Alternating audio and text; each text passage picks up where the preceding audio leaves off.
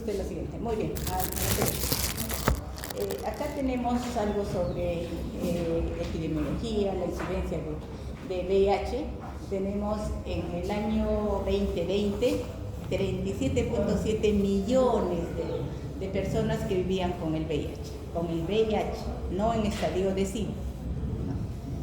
36 millones de esos 37.7, 36 eran adultos.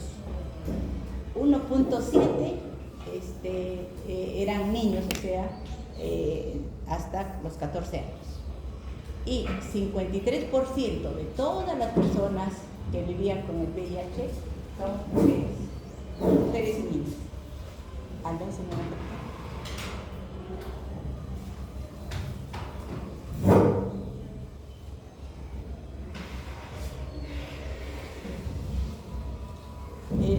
El señor David dice que tenía 4 punteros, esos punteros ya los han usado, ya no tienen, se ha acabado la pila, ¿qué será?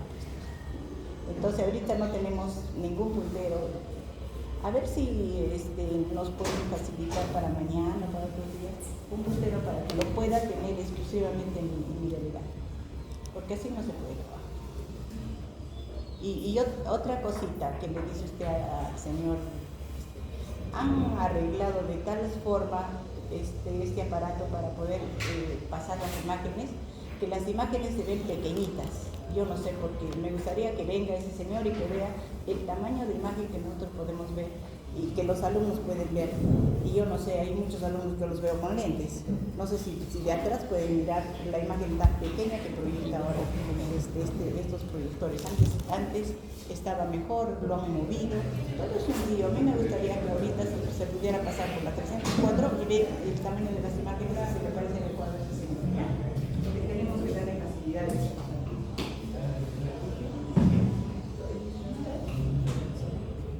A mí me gustaría que venga y que vea el tamaño de imagen que se pasa a los alumnos. Entonces, me parece que no es la verdad. Y estamos en una facultad de gracias,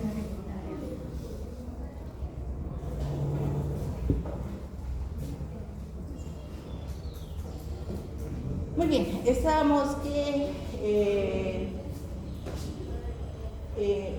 el 53% de todas las personas que viven con el VIH son mujeres y niñas. El 84% de todas las personas que viven, de todas las personas que vivían con el VIH conocía su estado serológico, o sea, sabían que estaban infectadas con el VIH.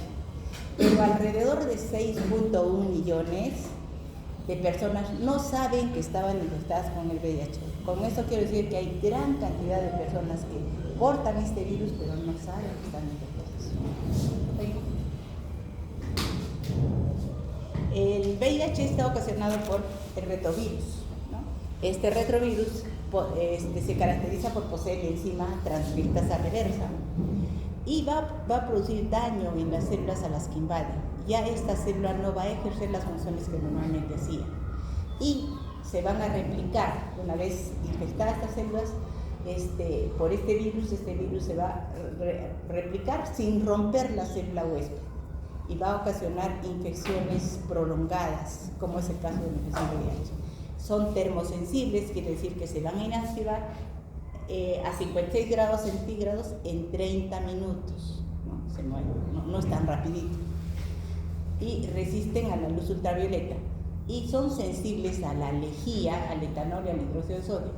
A la lejía, por eso ustedes ven que en la mayor parte de sitios, de instituciones, y especialmente en los hospitales, en los centros de salud, emplean la lejía como desinfectante para limpieza. ¿Cómo se clasifican? Se clasifican en oncovirus y lentivirus. Los oncovirus, ahí tenemos el HTLV1 y 2 y también el 5. Bueno, el HTLV1 generalmente ocasiona enfermedad hematológica, la leucemia celular del adulto, y también enfermedades neurológicas como las enfermedades neurológicas crónicas. De esto nos vamos a ocupar en la siguiente clase y ahora vamos a hablar de los lentivirus que ocasionan el VIH1 y VIH2 que está relacionado con el SIDA. El VIH-1 fue identificado por médicos norteamericanos. O sea, en Norteamérica, en cambio, el VIH-2 es incluso más antiguo que el 1 y estaba en el África. Desde que aparecieron, estos se han ido diseminando en todo el mundo, tanto el VIH-1 como el VIH-2. El periodo de incubación es más corto para el VIH-1 y es más largo para el VIH-2. Seguimos. Entonces, en relación a la etiología, tenemos el VIH-1, que es el más importante, y el VIH-2. El VIH-1 tiene dos tipos. El tipo M,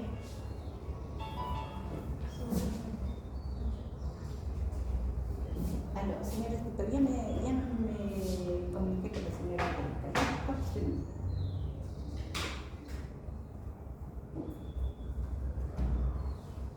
Bien, entonces el VIH-1 va a tener dos tipos, el M y el O.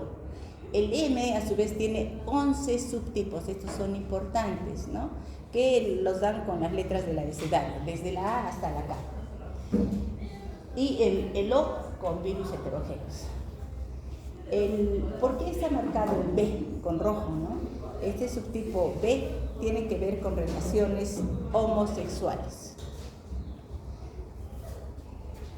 Y el E mayormente tiene que ver con contagio, pero por relaciones heterosexuales. Y también tienen virus recombinantes, donde puede decir AB, CD, y estos particularmente se van a encontrar en Brasil. ¿Cómo es la estructura y los genes estructurales? Si pudiera poner la siguiente. Entonces, este virus es esférico, tiene un diámetro de 90 a 110 nanomicras y la cubierta celular la obtienen, es de doble capa lipídica, que la obtienen de la célula la que infecta. Bien, y tiene genes estructurales y genes reguladores. Dentro de los genes estructurales que tienen que ver con la estructura del virus, vamos a tener el gen M, el gen POL y el gen GAG. El gen M, M de envoltura, ¿no? Donde vamos a tener las glucoproteínas 120 y la glucoproteína 41. Ustedes imagínense una tachuelita y la cabecita de la tachuela sería la glucoproteína 120 y esta glucoproteína tiene mucha atracción por las células CD4. Y la glucoproteína 41 sería el clavito de la tachuela y que atraviesa de lado a lado la membrana de este virus. Y también tiene que ver con la transmisión, o sea, una vez que esta célula está infectada, se va a replicar, van a salir muchos virus y con esta proteína 41 incluso se puede ocasionar la infección de otras células. Bien, en el medio, precisamente tenemos el gen GAG. Este gen GAG tiene dos proteínas, la proteína 17, la que ven de moradito, y la proteína 24, la que ven de verde. La más importante ahí sería la de verde, la proteína 24, que tiene que ver con la formación de la cápside del virus. E internamente, ya formando el núcleo, por decir, de este virus, tenemos el gen POL, donde está el RNA viral, y tenemos las enzimas proteasas, integrasas, endonucleasas, etc. Bien, vuelve usted al anterior, por favor. Y tenemos genes reguladores, y estos genes reguladores son TAR, REBI, NEF, BPR, BPU, que tiene que ver con que esta infección sea rápida o demore mucho. Sigamos. Bueno, esto para que ustedes vean qué pasó en el año 2022, ¿no? De las personas que viven con el VIH-Sida, siempre teníamos 39 millones. Las nuevas infecciones por VIH en el 2022 son 1.3 millones en ese año de personas que han adquirido el VIH. Nuevas infecciones por VIH en mayores de 15 años, ahí tenemos, ¿en mayores? Sí, mayores, 1.2 millones solo en ese año. Nuevas infecciones en menores, o sea, de 0 a 14 años, 130.000 casos en ese año. Y las muertes relacionadas con SIDA ya son 630.000 en el año 2022. Las personas que viven a nivel mundial con el VIH, miren, en el África tenemos 20.6 millones, casi 25.6 millones de personas que están viviendo con esta infección VIH en el África. En Asia tenemos 5.9 millones y si nos vamos a América, en América del Sur tenemos 1.9 millones, en América del Centro 0.34, ¿no? Y en América del Norte 2.2 millones de personas infectadas. Pero ustedes pueden ver la gran cantidad de personas que están infectadas, especialmente en el África y en Asia. Seguimos. Donde ven la imagen más grandecita significa que es el hombre o la mujer que está, o sea, hombres o mujeres que están mayormente infectadas en esas zonas. En el África, por ejemplo, son más las mujeres que están infectadas. Si nos vamos a Asia, sería una tercera parte, ¿no?, de personas que están infectadas, creo que un poquito más. Nos vamos a América del Sur, casi una tercera parte de mujeres que están infectadas. En América del Centro es igual, hombres y mujeres que se infectan, en igual cantidad. Y si nos vamos a América del Norte, solamente la cuarta parte de mujeres están infectadas con el VIH. ¿Sí? A nivel del Perú, en el Perú, en el 2020, en el 1983 es que se vio el primer caso, y en Estados Unidos en 1981, no en el 2000, creo que le dije 2000 apenas. Entonces, en 1981 fue el primer caso en Estados Unidos, ¿no? En 1983 fue el primer caso acá en el Perú, ¿no? Y en Arequipa fue en 1987. Bien. Entonces, acá en el Perú, de 1983 al 2020, tenemos 165.418 personas que viven con el VIH. De estos, 50.094 están en el estadio de SIDA y más de 51.000 tienen acceso al tratamiento gratuito. Pero unas 20.000 personas desconocen su estado serológico. Esto según el Ministerio de Salud. ¿Sí? Entonces hay gran cantidad de personas que no saben, también en el Perú, solamente a nivel mundial. Nuevos casos de SIDA en el Perú. En el año 2021, 1.118, solo en ese año, y en el 2022, 1.103. Ahora yo no sé si están todos los reportados o este reporte no es el adecuado. Seguimos. Acá, por ejemplo, para decirles que bueno, la cantidad de 132.657 casos de infección VIH y 45.089 son casos de SIDA. Esto de enero 1983, estamos hablando de Perú, a febrero del 2020. Ustedes pueden ver que, por ejemplo, al inicio de la imagen, no vemos columnitas rojas, ¿no?, que significa SIDA.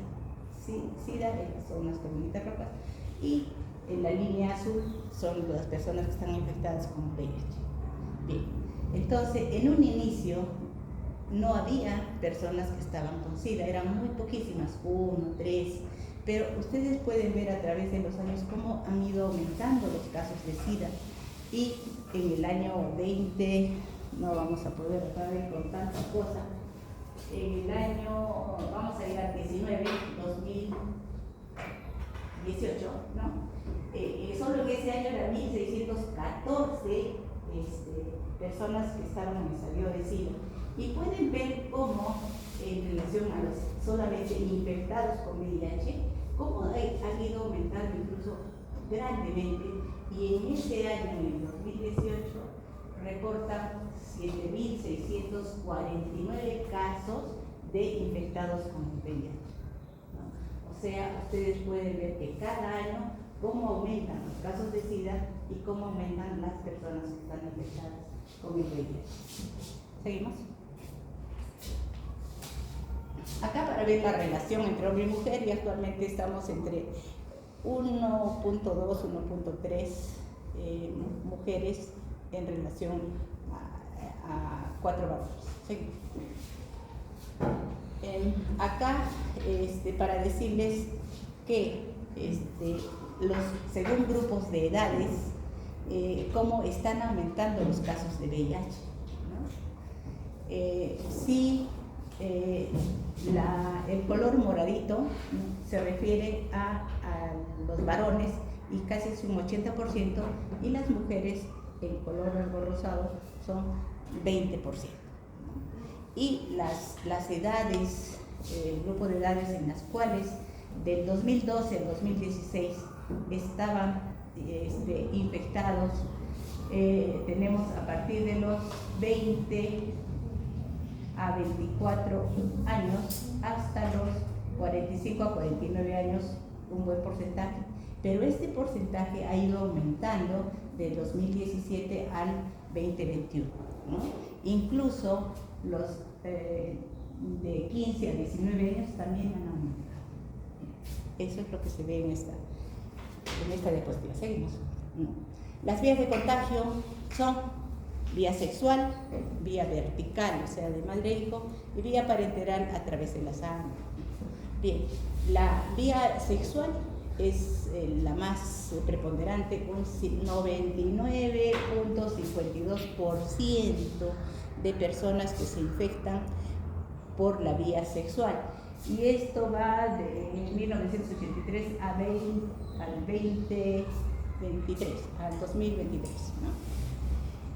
Y por la vía vertical de madre e hijo, 0.41%, antes tuvo un poquito más, pero ahora se está haciendo la vigilancia ahí con las embarazadas, y la vía parenteral un 0.07%. Seguimos. En Arequipa, ¿qué pasa? No tenemos muchos datos que nos den, pero durante el 2016 se diagnosticó 131 nuevos casos de VIH y 39 de SIDA en ese año. Me imagino que en casi todos los años están casi en esa cantidad de casos que se detectan. Al 2019 ya teníamos 3.000 personas infectadas.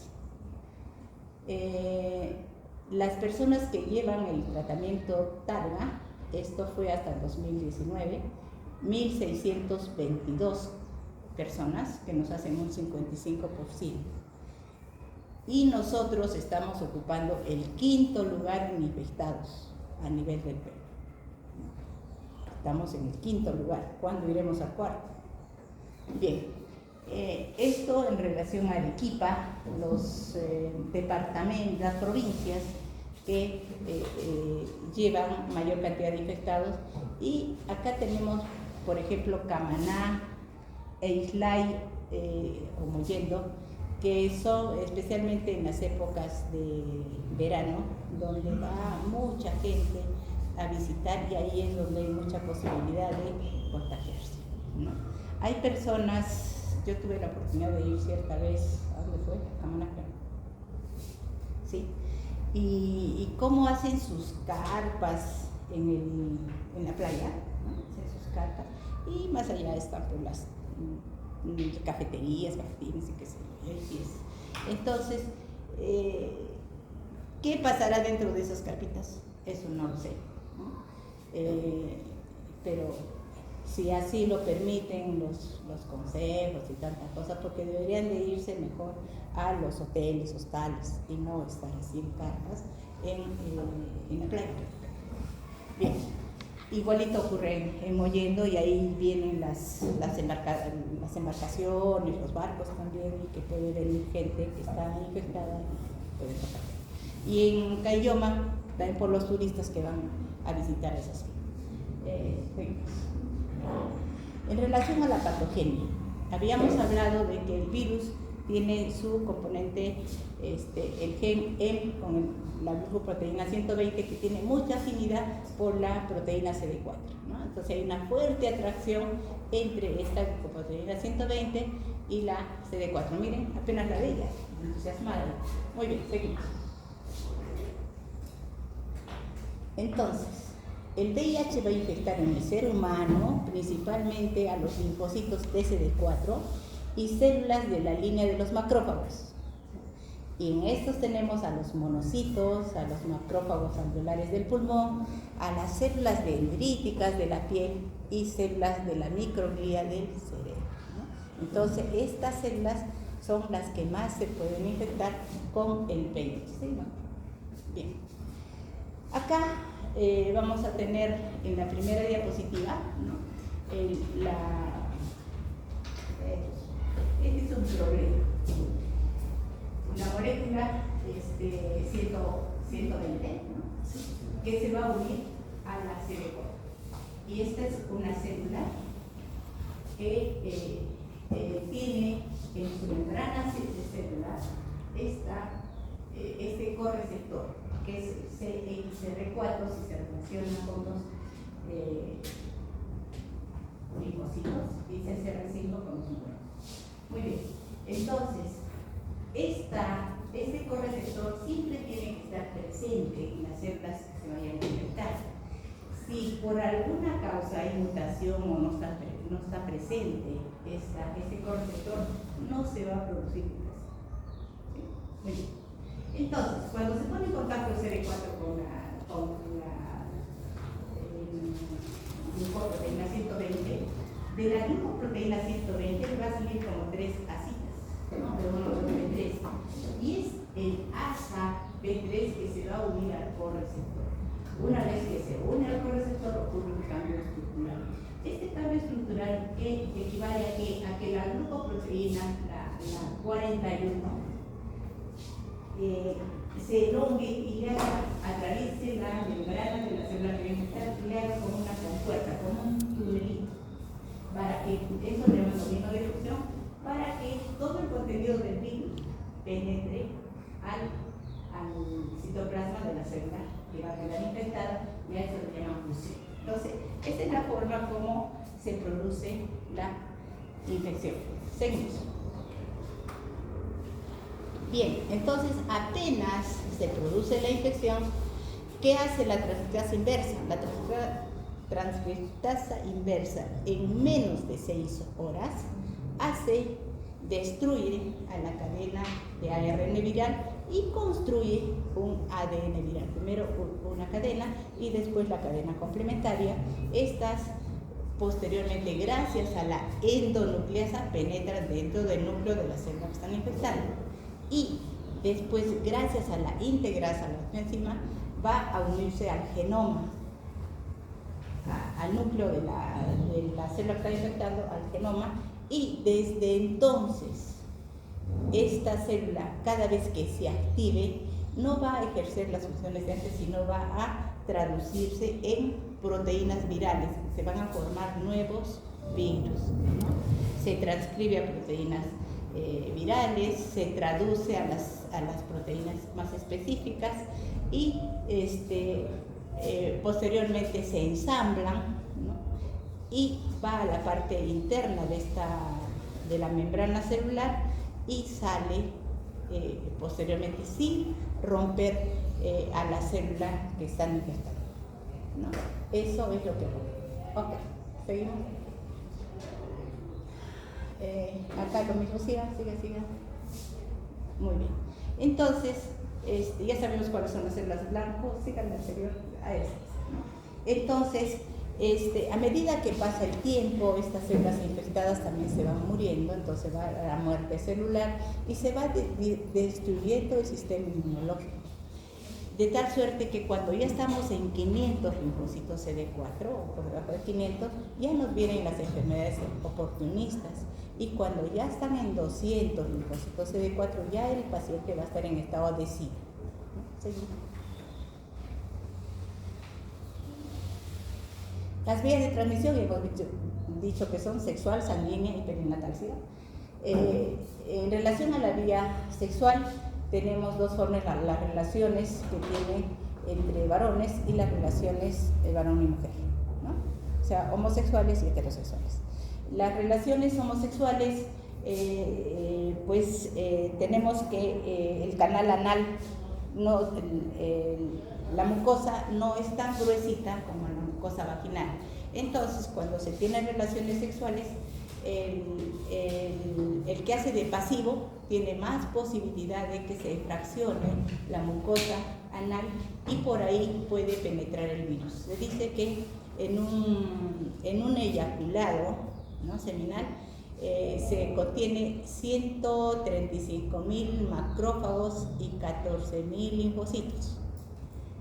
Si estos están infectados, imaginan qué cantidad de virus entra en una relación sexual. ¿Ok? Muy bien. Todavía no hemos terminado bien. Y la relación entre varón y mujer, ahora pues están iniciando las relaciones sexuales muy jovencitos, muy jovencitas, más o menos las niñas, que todavía su aparato genital no está maduro, hay las ectopías del cervix, y esto hace que más fácil estas niñas se puedan infectar si tienen relaciones con una persona ya infectada. Muy bien, seguimos. Por vía perinatal, durante el embarazo, el parto y la lactancia. Pero ahora tenemos que está en menos de 1% los niños que van a salir portadores de esta enfermedad.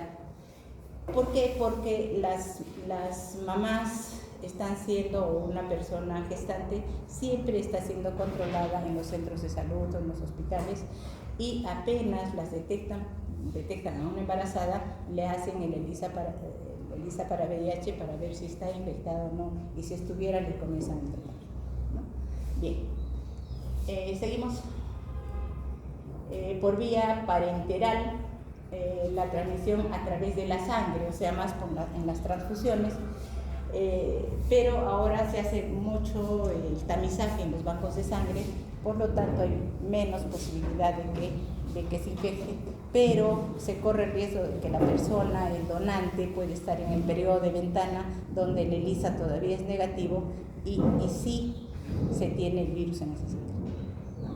Como ha ocurrido hace tiempo, en que depositó una persona y esa sangre pasaron a 3 niños.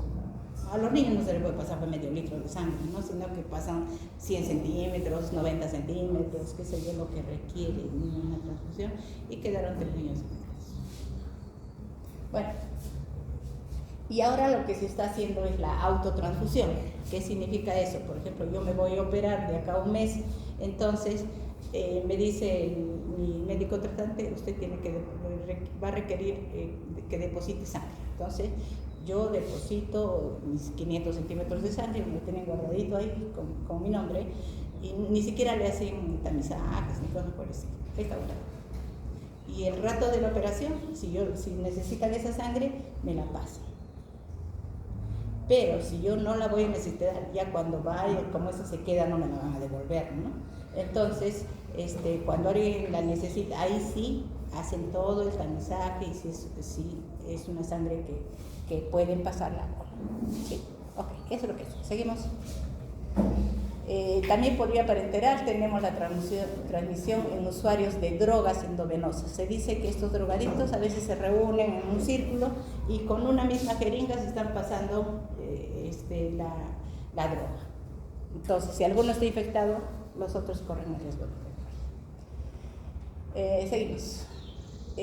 Por vía parenteral, acá tenemos en los trabajadores de salud los pinchazos accidentales. A veces uno está suturando y está tan nervioso, hay tanta gente y tenemos que acabar rápido con porque nos sigue el otro, entonces se pueden punzar.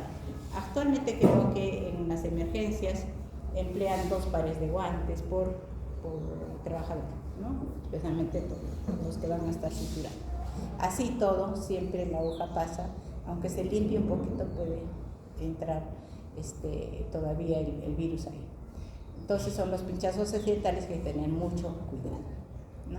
En estos casos, por ejemplo, hay que ir a averiguar de quién procedía la aguja, o si la persona a la que estoy yo suturando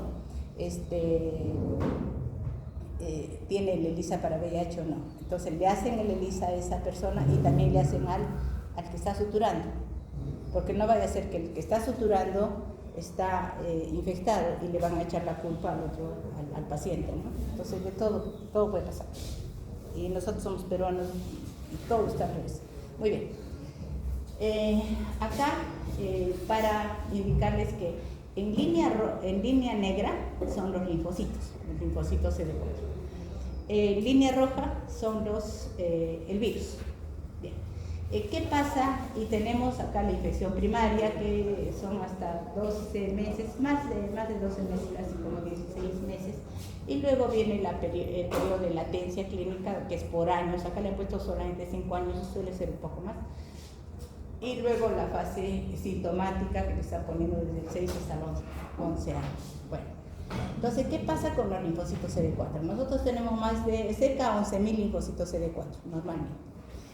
Cuando uno se infecta, en la primera fase, que le llaman síndrome retroviral agudo,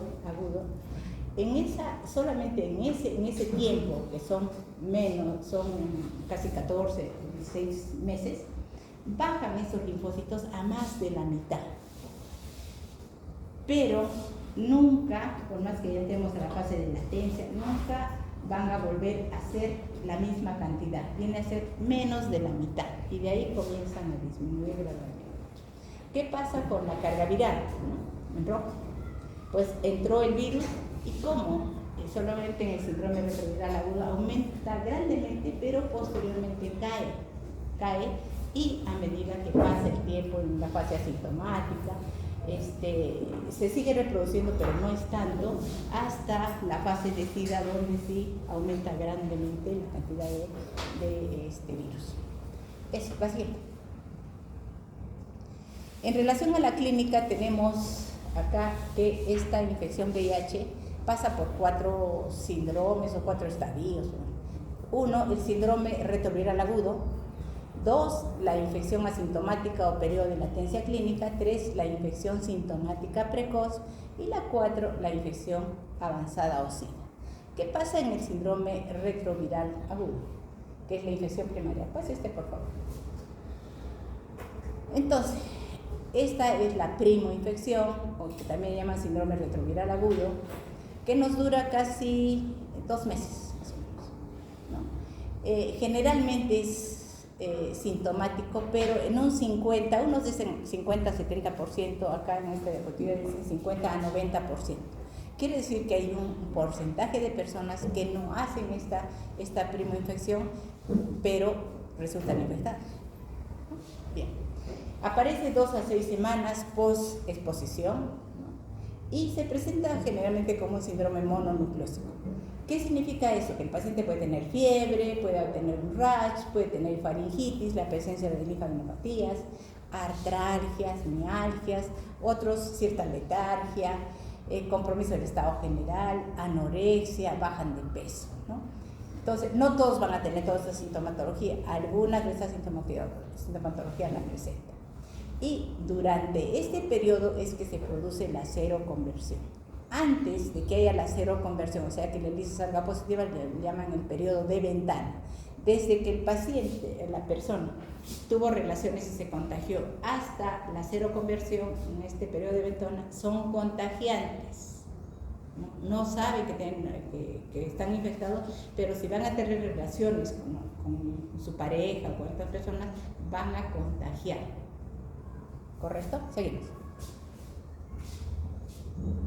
Bien, entramos al periodo de latencia clínica, que se presenta entre la seroconversión y el SIDA. Puede durar de meses, años, meses no tanto, son años.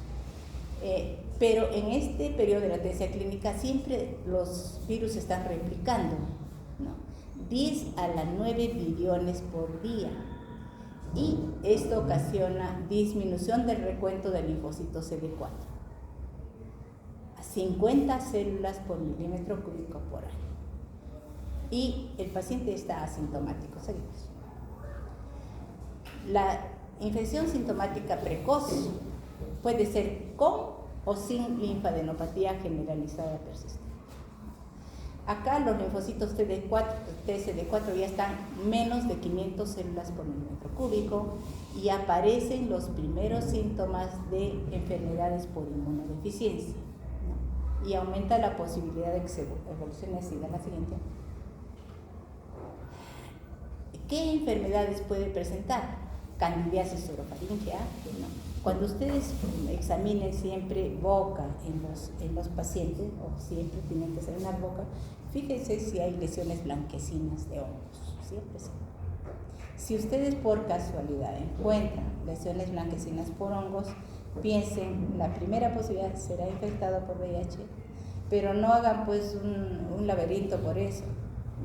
Tranquilamente conversen después con el paciente, le he encontrado esa lesión y por esa causa quiero que se haga tal estudio. ¿Ok? No van a decir de frente, usted está infectado, nada de eso. Hay que tener siempre mucha cautela cuando se conversa con los pacientes, con las personas, porque por algo mal dicho, ¿no? Les pueden hacer juicio y después tantos años que estén estudiando, que estén acá sentados escuchando las clases en este estadio, de esta forma. Entonces todo eso no tiene razón de ser, ¿no? Perder tanto tiempo por hablar algo que uno quiere averiguar, pero que tiene que saber cómo lo tiene que hacer, ¿ok? Bien. Entonces, la cándida, la leucoplasia vellosa, el herpes zóster, podría haber algún caso de herpes zóster, o una neumonía bacteriana, vulvovaginitis micótica, displasia cervical, carcinoma cervical in situ, o que el paciente pueda tener fiebre, baja de peso, diarrea por mucho tiempo, o angiomatosis vacilar. Entonces, estas enfermedades nos están haciendo pensar ya que esta persona infectada ya tiene el estadio B. Seguimos. Bien. Pero hemos dicho que cursa con este tercer estadio cursa con linfadenopatía generalizada persistente o algunos no. Entonces, los que tienen la linfadenopatía generalizada persistente, ¿en qué consiste? Que tienen 2 o más cadenas extrainguinales afectadas por un mínimo de 3 meses. O sea, los ganglios se pueden presentar a nivel cervical anterior, ganglios occipitales, axilares, mediastinales, no mediastinales ni iliares, ¿no? Son entonces cervicales, occipitales, ¿no? Que están más de 3 meses. Eso nos va a hacer pensar que este paciente estuviera infectado. Y se tiene que hacer un diagnóstico diferencial con otras enfermedades que cursan con linfadenopatía, como tuberculosis, sífilis, micosis, linfoma, etc. Seguimos. Y entramos a la cuarta fase, donde está el estadio de SIDA, ¿no? Y tenemos en esta clasificación subgrupos. En el subgrupo A se refiere especialmente a la enfermedad constitucional. O sea, el paciente va a tener fiebre, diarrea por más de un mes y pérdida de peso más del 10%. Y si además está infectado con el VIH, ya decimos que está en la fase de SIDA. En el subgrupo B, además podemos tener trastornos neurológicos, demencia, neuropatía o neuropatía.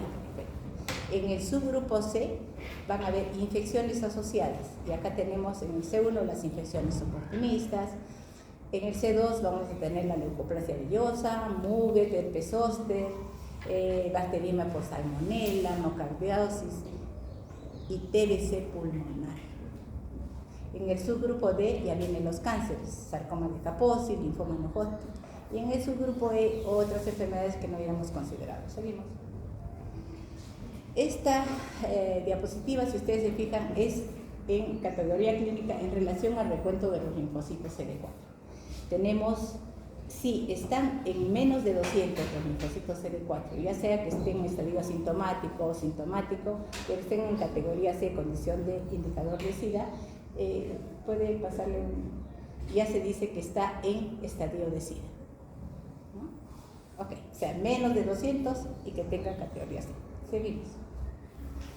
¿Qué infecciones oportunistas vamos a tener de acuerdo a la cantidad de linfocitos CD4? Si está, por ejemplo, de menos de 500, ya vamos a tener el herpes zóster, podemos tener la tuberculosis. Cuando está en 300, ya, o menos de 400, ya candidiasis oral. Si está en 200, ya tenemos la pneumocystis jirovecii, vamos ahora, la candidiasis esofágica, tenemos el herpes mucocutáneo, entre 200 y 300 ya está la toxoplasmosis, en 100 ya criptococosis, o menos de 100 criptococosis, coccidioides, ¿no? Ya en 50 para menos criptosporidiasis. Entonces todas estas enfermedades se presentan con ya determinada cantidad de linfocitos cerebrales, ¿no? Seguimos. El diagnóstico laboratorial.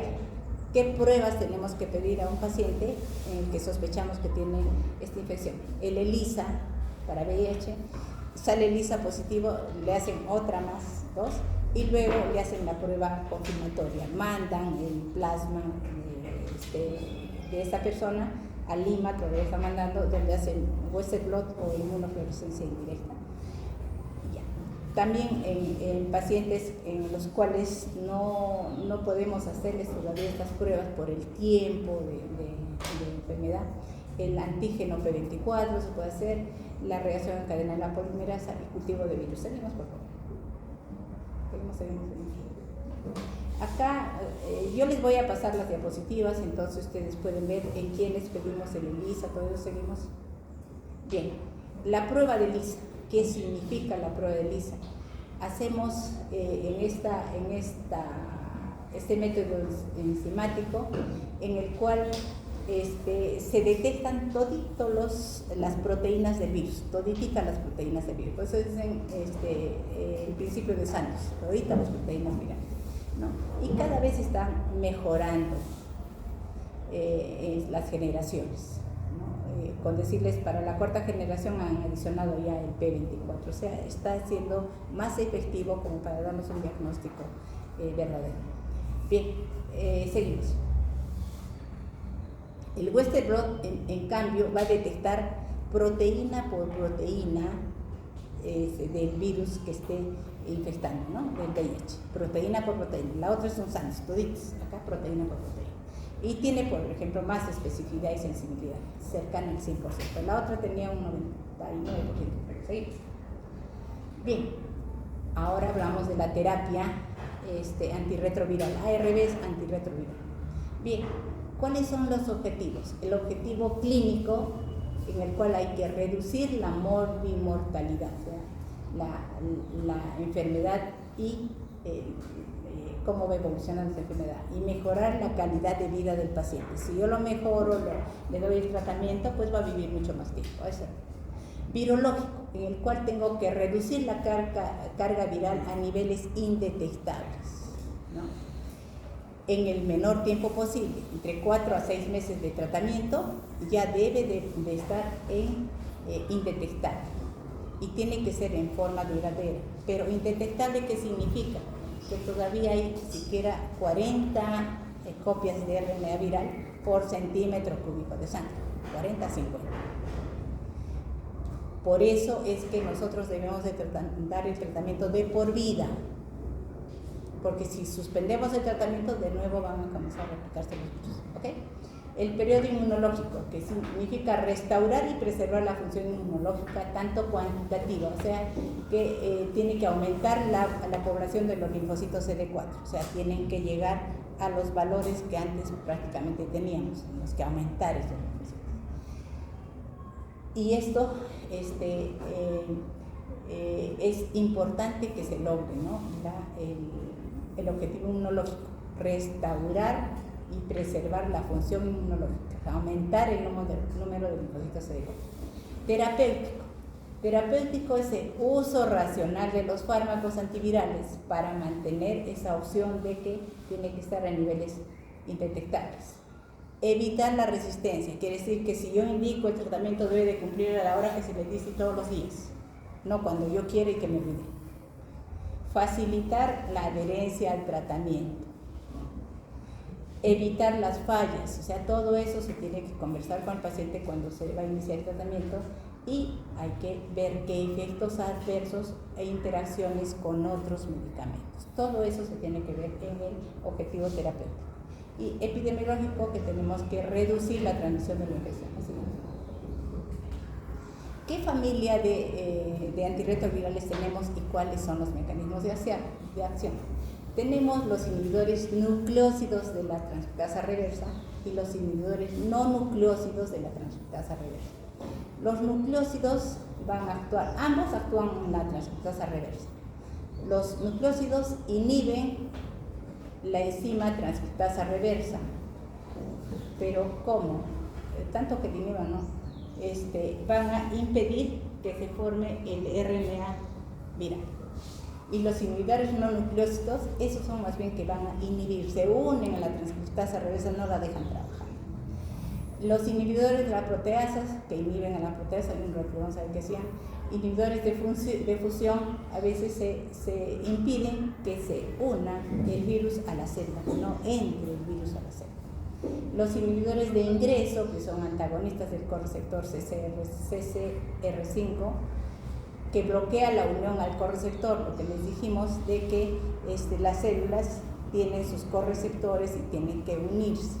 Entonces, si por A o B todo está funcionando adecuadamente ahí el correceptor, entonces estos inhibidores de ingreso más bien se unen a ese correceptor y hacen que no se produzca la infección.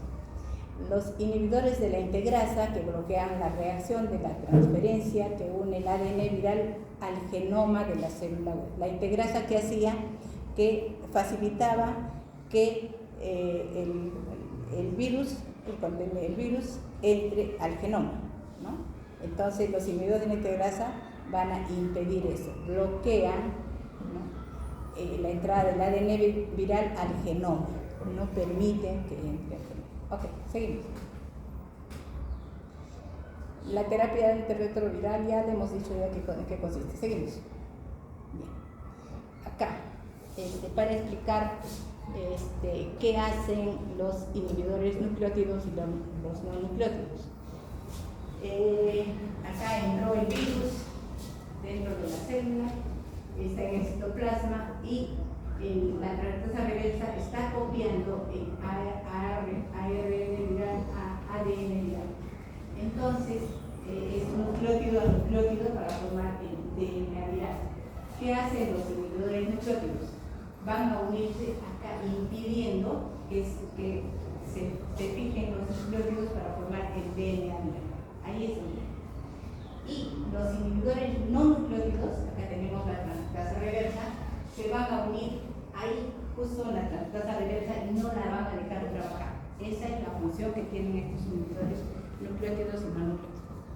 ¿Y qué más tenemos? Las proteasas. Las proteínas virales van a salir como cadenas largas, pero digamos la proteína la 120 va de acá a acá, por ejemplo. La 41 va de acá a acá. O sea, esta proteasa va indicando de dónde a dónde va cada proteína viral. Y después ocurre la unión de estas proteínas adecuadamente. Entonces, ¿qué hacen los inhibidores de la proteasa? Actúan impidiendo que la proteasa haga su acción, de que forme, de que establezca o ensamble adecuadamente las proteínas virales, ¿no? Es lo que se seguimos. Bueno, ¿qué ocurrió en el año 2005? En el año 2005 es de que se pensó, el Fondo Global pensó en el tratamiento antirretroviral. Entonces le dijo, MINSA es Ministerio de Salud, ¿no? Le dijo a MINSA, mira, MINSA, yo tengo 7,000 tratamientos que te los voy a dar, pero con una condición que en 5 años, durante 5 años yo voy a dar este tratamiento antirretroviral, pero pasan los 5 años y tú, MINSA, comienzas a hacerte cargo de todo el tratamiento, no solo de los 7,000, sino de todos los que ven, ¿no? Así es como comenzó este tratamiento antirretroviral. Y en esa época se mandaron los tratamientos de acuerdo a los hospitales que habían, y acá nos llegó 10 tratamientos para el Honorio Delgado, 10 tratamientos para Goyeneche y así, ¿no? Y se les daba a los pacientes, pero estos pacientes tenían pues linfocitos CD4 en la cara, en la cantidad de linfocitos tenían 50, 40 linfocitos por centímetro cúbico, tal vez menos. y la reacción que hacían al tratamiento pues era bastante especial, ¿no? Por ejemplo, cierta vez vino una paciente que estuvo hospitalizada, estaba de guardia, era en la tarde, más o menos las 3 de la tarde, y de repente llama y dice, no veo, está todo oscuro. Entonces, ¿qué ocurre? Cuando damos el tratamiento antirretroviral, tenemos que hacer un diagnóstico de otras virosis que puedan tener los pacientes, especialmente tenemos que ver la vista, de repente tiene otro virus que previamente hay que tratar y después iniciar el tratamiento antirretroviral, ¿no? Entonces, en esa paciente eso es lo que ocurrió, se quedó ciega. Y así, bueno, de los 10 pacientes que vinieron, o tratamientos que vinieron para 10 pacientes, creo que uno nomás actualmente está bien, un ingeniero. Sí, pero parece que la mamá más bien hizo diabetes por el estrés de que tenía que estar siguiendo al hijo y falleció la mamá, pero el hijo está bien. Cierta vez lo vi. Muy bien. Seguimos. Bien, entonces para que el paciente entre a carga, ¿qué cosa es lo que hace? ¿No? Tenemos un médico especialista ahí en la zona esta donde se trata a los pacientes. ¿Qué nombre tiene? Hay un consultorio donde se da tratamiento a los pacientes con VIH. Bien. Entonces, ahí está el médico especialista, el tratamiento del paciente va y el médico especialista lo evalúa y le pide un montón de estudios analíticos con el fin de detectar las enfermedades, uno la tuberculosis o que tenga alguna otra enfermedad. Lo hace ver después con el psicólogo, lo hace ver con el psiquiatra, porque gran parte son drogadictos o de repente son alcohólicos, algo así. Después con el oftalmólogo para descartar alguna otra virosis que tenga a nivel oftálmico. Con la asistenta social lo que tendría que ir es a la casa del paciente, como se hacía antes, iba a la casa del paciente y veía cómo vivía esta persona y cómo se le puede ayudar, ¿no? Eso. Antes tenían el consejero de pares, otro que también lo seguía, son compañeros que tenían infectado, y la enfermera que estaba muy enterada, sabía la vida, obras y milagros del paciente, y cuando faltaba el tratamiento lo llamaba por teléfono, mire fulano, con su nombre, no, tienes que venir, ya te toca tal día, o estás faltando, ya no has venido, ayer te tocó, ¿no? Entonces la enfermera estaba muy preocupada en eso.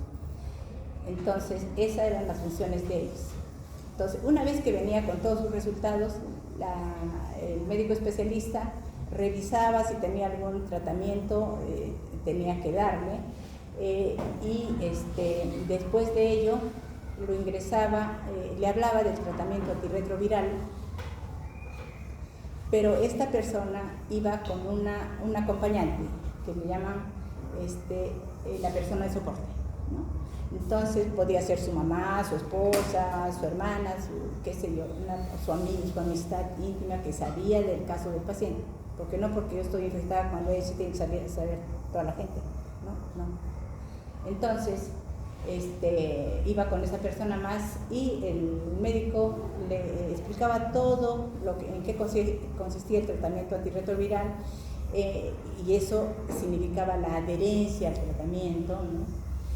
Y que tenía que venir a control los primeros días, de repente durante la primera semana venía todos los días a recibir el tratamiento, después de acuerdo a que si es cumplidor le daban para una semana el tratamiento, después por 15 días y así, hasta que después cada mes, ¿no? Todo dependía, pero la persona de soporte le hacía recordar a ese paciente, mira, tienes que tomar a tal hora tu tratamiento, tienes que ir a tu control, tienes todo eso, ¿no? En eso consistía. Muy bien, entonces pasamos.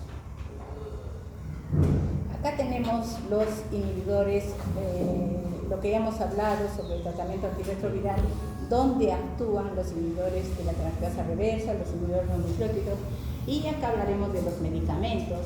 En los inhibidores nucleósidos de la transcriptasa reversa tenemos la amigudina, la acidobudina, ya se ha ido dejando, ocasionaba mucho cuadro de anemia. La lamivudina todavía se usa, divaricina creo que también ya lo han ido dejando, esta budina también. Abacavir sí lo usa, entricitabina, que es el FTC, acuérdense, el FTC, el tenofovir, que es el TDF, son los que actualmente están usando, entricitabina, tenofovir y la amigudina en relación a los inhibidores de la transcriptasa reversa. Los inhibidores no nucleótidos de la transcriptasa reversa, ahí tenemos la nevirapina, efavirenz de la nevirapina, creo que todavía usan con niños. Nosotros estamos empleando más el efavirenz, pero el efavirenz tiene efectos colaterales, por ejemplo, ocasiona, dice, unos sueños horribles, pesadillas, pero esto ocurre a las 12 horas de haber recibido el tratamiento, ¿no? Por eso es lo que se le da en la noche, el tratamiento a las 8 o 9 de la noche, para que el efecto colateral se pueda aplicar a las 8 o 9 de la mañana y ya está despierto el paciente, ¿no? Con ese fin se da eso. Bien, pero también ocasiona reacciones alérgicas y a veces por esas reacciones alérgicas hay que suspender y cambiar. Bien, los inhibidores de las proteasas, ahí está lopinavir, ritonavir, dicen lopina, ritona, actualmente lo usan, amprenavir, atazanavir están usando, saquinavir también creo que están usando todavía, no sé tanto de cosamprenavir. Y los inhibidores de fusión, ahí tenemos el Enfuvel. Entonces, ya saben qué hace cada antirretroviral, o sea, qué mecanismo tiene y cuáles son los medicamentos. Seguimos. Acá, ¿cómo están comenzando el tratamiento? Lo que hacen es, en una sola tableta viene el tenofovir, el entricitabina y el efavirenz. Entonces toma una tabletita cada 24 horas al acostarse. Pero tiene que ser a la misma hora. Si yo digo 8 de la noche, es 8 de la noche, no 5 para las 8 ni 8 y 5. Es el primer esquema de lesión que están usando. A veces viene en la tableta, viene solamente tenofovir, entricitabina y el efavirenz viene aparte, ¿no? Entonces le van a dar una tabletita de los dos primeros y una de efavirenz. Entonces todo depende de cómo tengan, qué contenido tengan las tabletitas para que puedan administrarle a cada paciente. Seguimos. Acá creo que en la anterior, cuando había reacción al efavirenz, acá no, la amigudina, el tenofovir, la amigudina, efavirenz. Cuando no hay entricitabina, emplean la lamivudina, ¿no? Pero la lamivudina y entricitabina de 100 miligramos hay que dar 2 tabletitas, una cada 12. Entonces por eso ponen así. Seguimos. Acá hay tenofovir, entricitabina, lopina, ritona. Quiere decir que hay alergia seguramente o algo está pasando con el efavirenz. Entonces escogen los medicamentos que haya para poder darles a los pacientes. Sí. Igual acá seguimos. Pero hemos dicho que este tratamiento se da de por vida y hay que dar todos los días. Entonces a veces las personas se cansan y por esa causa es de que estaban haciendo estudios en relación a estos medicamentos pero inyectables, el cabotegravir, que es inhibidor de integrasa, y la rilpivirina, que es inhibidor no nucleósido. Pero estos se recibían cada 4 u 8 semanas, ¿no? Entonces ya no es que todos los días. Entonces está todo esto en estudio, no sé en qué está. Bien, seguimos. Acá, ¿qué pasa? La profilaxis post-exposición. Por ejemplo, yo o ustedes están suturando y el paciente es VIH positivo con el cual ustedes se punzan. Entonces, les pueden dar, declaran, ¿no? Van al servicio de infectología y le dicen, o a emergencia, y les dicen, me ha pasado esto, entonces les van a dar tenofovir, más lamivudina, más lopina ritona, ¿no? O les van a dar tenofovir, emtricitabina, marlopina, es lo mismo, ¿no? Esto por 4 semanas. Y posteriormente les hacen su control para ver qué pasa. Pero ya saben, previamente también a ustedes les hicieron la prueba de VIH. Si la serología es desconocida, no saben qué pasó, de quién fue, de repente se punzó, los que llevan los residuos, los que vienen de limpieza, de repente ahí se punzan. Entonces no se sabe de quién era esa aguja con la que se ha punzado. En esos casos le dan tenofovir con lamivudina o tenofovir emtricitabina, también le dan por 4 semanas, ¿no? Esa es la forma como dan el tratamiento profiláctico. Seguimos. Y a todos los pacientes VIH positivos les tienen que poner la vacuna para la difteria y para el tétanos, tienen que ponerles para la hepatitis B, y tienen que dosar qué cantidad de anticuerpos se tiene, si este anticuerpo es menor de 10 unidades por mililitro, le aplican una dosis adicional.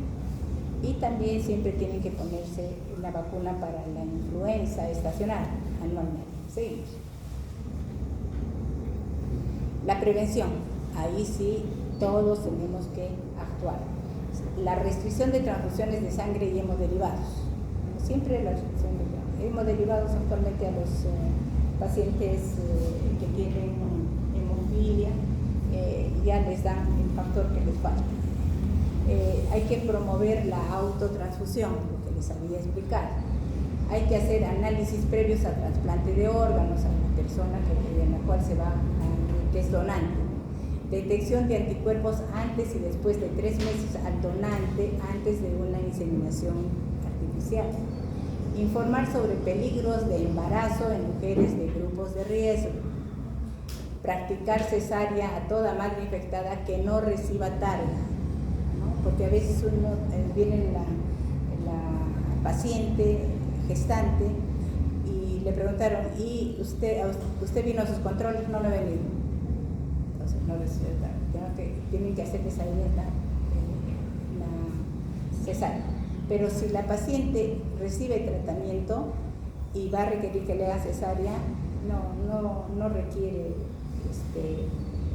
tratamiento ni cosas por eso. Que tiene que continuar con su tratamiento. Evitar lactancia materna en madres infectadas. Eso sí, a toda mamá que está infectada, por más que esté en tratamiento, le dan la lactancia materna, le proporcionan la leche maternizada. Seguimos. El uso de jeringas descartables tanto por el personal de salud como por los drogadictos endovenosos, ¿no? Entonces siempre jeringas descartables, hay que hablarles sobre eso, tiene que ser jeringa para cada uno. El desarrollo de sexualidad responsable. ¿Qué significa esto? Supóngase, tanto eso como promoción del significado de fidelidad mutua. Las personas, digamos, son casadas, pero de la puerta para afuera ya se quitaron el anillo y soy soltero, ¿no? Entonces, eso no se debe hacer y puedo hacer lo que sea. Entonces, eso, tanto varones como mujeres. Escoger actividades sexuales sin riesgo, caricias, masturbación mutua, eso en los homosexuales en relación a las relaciones sexuales. Objetos de manicure son solo de uso personal. No, préstame tu corta uñas. Después, escoger uso de instrumentos esterilizados en peluquería, manicure, depilación, tatuaje. Siempre que vayan a hacerse cortar el cabello, especialmente los varones, ¿no? Cuando les van a hacer la depilación, eso que le cortan para que no quede feo, ¿cómo le llaman eso? El desvellaje que le hacen. ¿Qué cosas hacen los peluqueros? Agarran una correa ahí y tienen su navaja y así. Entonces, no. Ustedes lo que tienen que hacer es llevarle su guilecita y darle, quiero que con esto me vaya. Seguimos. La práctica de medidas de bioseguridad por el personal de salud. Nosotros que somos, ustedes que van a ser personal de salud, todo eso, debemos de tratar a todo paciente como potencialmente infectado.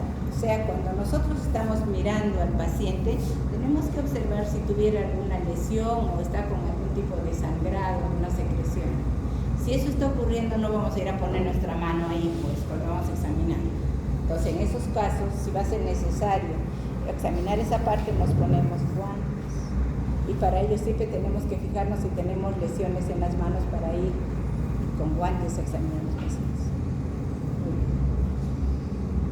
Evitar contacto con fluidos corporales, preconizar adecuada limpieza, desinfección y esterilización del material quirúrgico, siempre, bueno, ahora siempre hacen eso, y ofertar las pruebas de tamizaje para VIH en pacientes con diagnósticos de tuberculosis, de hepatitis B, de sífilis y otras enfermedades de transmisión sexual, ¿no? Siempre hay que hacerle también el ELISA para VIH. Acá el SIDA no se va a transmitir por los besos y abrazos, a no ser que sean besos a la francesa, ¿no? ¿Cómo son los besos a la francesa? ¿Cómo son? Se sonríe. Dicen que son con mordida de lengua y no sé qué más harán, pues, ¿no? Las caricias a la piel sana, ¿no? Uno puede, le contaba del ingeniero que todavía vive, ¿no? A veces nos los encontramos en el pasillo, ya pasaba y te saluda con un beso, ¿no? Decir, no, usted está en tratamiento, qué sé yo.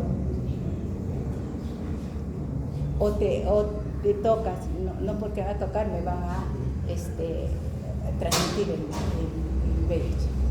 Después por la comida, por el aire libre, por el agua, ¿no?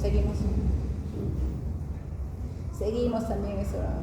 Ya, acá, los médicos a veces queremos trabajar en un solo tema, ¿no? Abstinencia, ya. Tú solamente abstinencia, otros tienen que ser fiel, otros que tienen que usar siempre condón para tener relaciones, otros sobre el herpes, otros sobre la terapia retroviral, o sea, cada uno sobre determinado aspecto. No, debemos de trabajar todos para lograr, siga una respuesta integral. En eso tenemos que trabajar, ¿sí? Esa es la función de ustedes. Seguimos. Acá esta es una radiografía de un paciente con pneumocitis Hiroveshi, que son las lesiones de ilio hacia los costados, hacia cada entorno. Acá el molusco contagioso, ese tipo de lesiones que están viendo, si la imagen saliera grande se ve mejor. Vemos, estas son las lesiones del molusco contagioso, al lado derecho, son un poco deprimidas. Seguimos. La criptococosis, seguimos. El herpes simple, en personas que no son inmunocomprometidas generalmente sale una lesión herpética. Miren, en este paciente no solamente tiene una, sino tiene casi todo el labio inferior e incluso. Seguimos. Acá el herpes simple, donde se ven las lesiones vesiculares a nivel de pene. Ahí vimos, muy bien. Donde está el eritematoso. Seguimos. Herpes simple a nivel perianal. Esas lesiones que se ven a nivel perianal. ¿Ok? Seguimos. El herpes zóster, que vemos estas lesiones que se presentan a nivel de tórax, son lesiones muy dolorosas, ¿no? Ampollosas, pero vesiculares, ustedes están viendo, que duelen hasta el alma. Generalmente en personas que no son inmunodeprimidas solo se presentan en un solo emitórax, pero en algunos pacientes con SIDA se presentan en ambos. Seguimos. Lo mismo el zóster y lesiones ampollosas en racimo. Seguimos. Acá el condiloma pulmonar, o sea, los tispes, ¿no? Seguimos. Igualito ahí. Seguimos. En las partes íntimas, ya condilomas perianales. Seguimos. La candidiasis pseudomembranosa, las lesiones blanquecinas que están sobre las encías. La leucoplasia vellosa, las lesiones que vemos al borde de la lengua. Seguimos. Candidiasis oral, el vestido está pasando. Estomatitis herpética, o sea, el pasto que les da a los niños es el herpes, ¿no? Esas lesiones vesiculosas. Seguimos. Acá úlcera tipo afta mayor sí, efectivamente es una úlcera, pero al parecer es súper dolorosa. Yo vi a una persona, era un alto, y lloraba de dolor por esta. No, seguimos. Verrugas orales, hasta en la boca. El sarcoma de Kaposi es el cáncer, ese tipo de lesiones vesiculares elevadas de color rojo vinoso. Seguimos. Igual siga. También acá en cara. Siga usted. Miren, hasta en encía, siga. En la lengua, siga. Acá en el dorso del pie, en la pierna, en la planta del pie. O sea, ninguna parte del organismo de la persona puede dejar de tener ese tipo de sarcomas.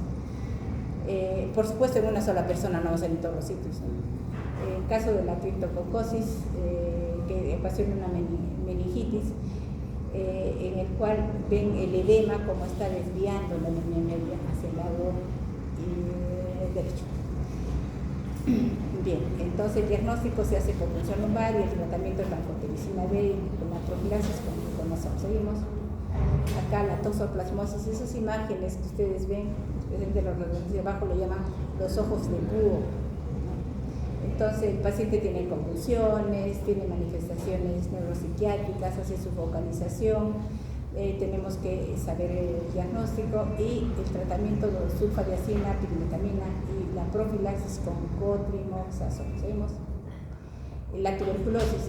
En la tuberculosis, acá los infiltrados se van a ver en las bases, no vemos en los ápices como normalmente se ve en personas normales. Y seguimos.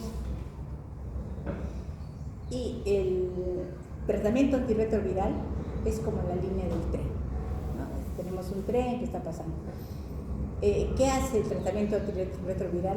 Hace que se prolongue esta línea y no el tren no se va, o sea, la persona no se muere. No caigamos a la otra. Terminamos. Preguntas.